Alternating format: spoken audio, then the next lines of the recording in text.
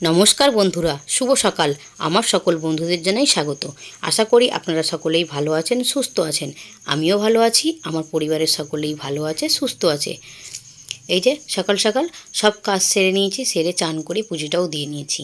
তারপর মামকে এই যে তুলে নিয়েছি, তুলে মাম স্কুল যাওয়ার জন্য রেডি হয়ে গেছে। ওকেও চান করিয়ে দিয়েছি, ও সকালবেলা চান করেই স্কুলে যায়।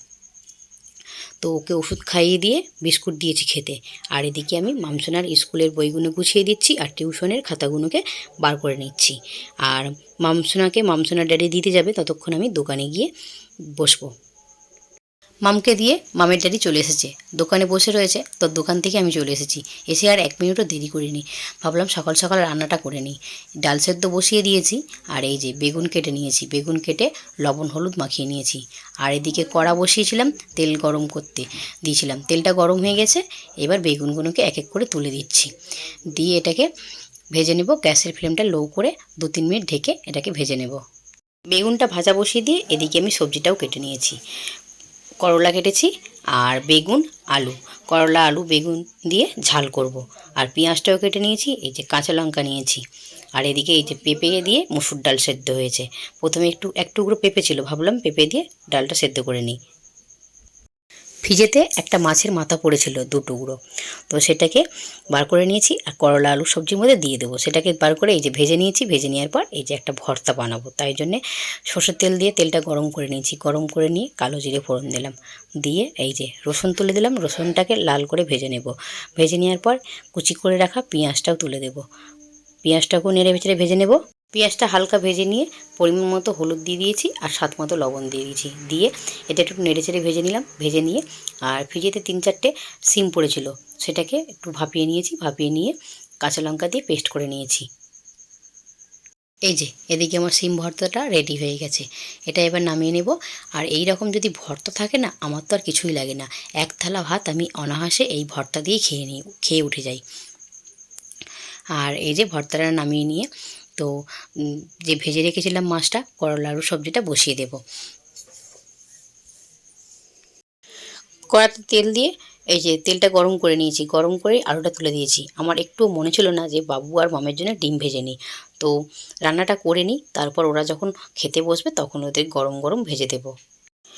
মাছের মাথা দিয়ে করলা আলুর সবজিটা আমার মায়ের কাছ থেকে শেখা। এই রেসিপিটা আমার মা এতটাই সুন্দর বানায়, কি বলবো, এতটাই খেতে দুর্দান্ত হয় যে এই দিয়েই ভাতটা পুরো খাওয়া হয়ে যায়। আমাদের মাম্মামের ড্যাডি তো ভীষণই পছন্দ করে। করলা আলুটাকে ভালো করে ভেজে নিয়ে ওতে পেঁয়াজ তুলে দিয়েছিলাম, পেঁয়াজটাও ভালো করে ভেজে নিয়েছি। আর এদিকে ডাঁটা কেটে রেখেছিলাম, ডাঁটাটাকে তুলে দিয়ে ভালো করে ভেজে নিচ্ছি। ভেজে নেওয়ার পর এই যে হলুদও দিয়ে দিলাম, আর দেবো লঙ্কার গুঁড়ো, আর দেবো স্বাদ মতো লবণ। আর সেরকম কিছু মশলা লাগে না। আর এতে যদি একটু কাঁচকলা পড়তো না, খেতে কিন্তু আরও দুর্দান্ত হতো। মশলাগুলোকে ভালো করে ভেজে নিয়েছি। ভালো করে ভেজে নেওয়ার পর এতে কেটে রাখা বেগুনটা তুলে দেব। বেগুনটা দিয়ে আবারও একটু নেড়েচেড়ে ভেজে নেব। ভেজে নিয়ে এতে পরিমাণ মতো জল দিয়ে এটাকে ফুটে উঠতে দেবো। ফুটে উঠলে গ্যাসের ফ্লেমটাকে লো করে দিয়ে 5 মিনিট মতো ঢেকে এটা রান্না করে নেব। আর এটা হচ্ছে মাছের মাথা ছাড়াও খেতে কিন্তু দুর্দান্ত হয়। আর এই যে মাছের মাথাগুলো আমি তুলে দিচ্ছি এদিকে, দিয়ে এটা ঢেকে রান্না করে নেব। সবজিটা হয়ে গেছে, গ্যাসের ফ্লেমটা অফ করে দেবো। অফ করে দিয়ে এটা নেড়ে চেড়ে নামিয়ে নেব। আর বাবু আর মাম তো তিতো খায় না, কিন্তু বুদ্ধি করে এই যে আলু দেওয়া আছে না, আলুগুলো ভাতে মাখিয়ে দেবো। এর মধ্যে যেটুকু তিতো যায় সেটুকুই ওদের পেটে যাবে। শুকনো লঙ্কা আর জিরে ফোড়ন দিয়ে এই যে ডাল বানিয়েছি। ডালটা আমার হয়ে গেছে, ডালটাকে এবার নামিয়ে নেব। আর আমাদের বাড়িতে ডালটা না একটু পাতলা করেই করতে হয়, ঘন হলে কেউ খেতে চায় না। রান্না করেই চলে এসেছি ছাদে, জামা কাপড় মেলা আছে আর দাদাভাইতে চা দিতে। এই যে বাইরে প্লাস্টারের কাজ চলছে। আর এই যে জামা কাপড় মিলে গেছিলাম, পাতলা জামা কাপড়, সেগুলো শুকিয়ে গেছে। এগুলোকে নামিয়ে নেব। আর এক গামলা না, 1 বালতি জামা কাপড় কাচা হয়েছিল। আমি তো এখন আর কাচি না, মেশিনেই কাচা হয়েছিল। যেহেতু একদিন অন্তর একদিন কাচা হয়, তো 1 বালতি 1.5 বালতি করে জামা কাপড় পরে। তো ধোয়া হয়েছিল, কিছুটা শুকিয়েছে, কিছুটা এখনও মিলতে হবে। ছাদে আসি, জামা কাপড় মিলি আর চলে যাই, আপনাদের সঙ্গে শেয়ার করা হয় না। তো এই যে এসেছি যেহেতু আপনাদের সঙ্গে একটু শেয়ার করলাম। গাছে কত বড় বড় টমেটো এসছে, টমেটো হয়েছে। এই যে এই গাছটা তো না শুকিয়ে যাচ্ছে, জানি না কেন এই গাছগুলোতে এতটা ফল হয়েছে, কিন্তু গাছগুলো এইভাবে শুকিয়ে যাচ্ছে কেন বুঝতে পারছি না। দুপুরের পর থেকে আর ভিডিওটা কন্টিনিউ করা হয়নি। আর মামার বাবুকে সন্ধ্যাবেলা টিউশনে দিয়ে এসেছিলাম, আর এসে দোকানে ছিলাম, তাই জন্যে আর আপনাদের সঙ্গে কিছু শেয়ার করা হয়নি। আর এই যে রাত্রিবেলা এখন খাবার করে নিচ্ছি। এটা কি বলো তো বন্ধুরা, পিৎজা বানিয়েছি বাড়িতে। আর এটা কি দিয়ে জানো বন্ধুরা, এটা হচ্ছে ভাত দিয়ে।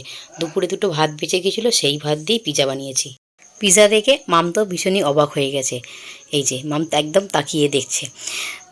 মাম্মাম কিছুদিন ধরেই বলছিল মা পিৎজা বানিয়ে দাও, বাবুও বলছিল, তো সময় করে উঠতে পারছিলাম না।